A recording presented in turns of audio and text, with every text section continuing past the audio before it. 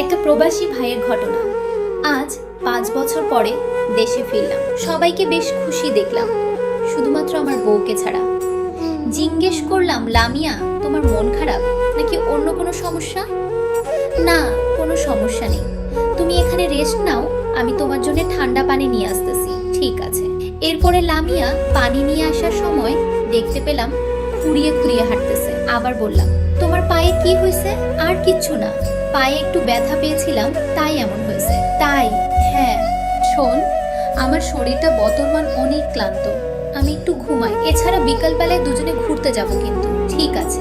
এরপরে হাসিব 4 থেকে 5 ঘন্টা ঘুমানোর পরে লামিয়াকে বলে, লামিয়া চলো ঘুরতে যাব।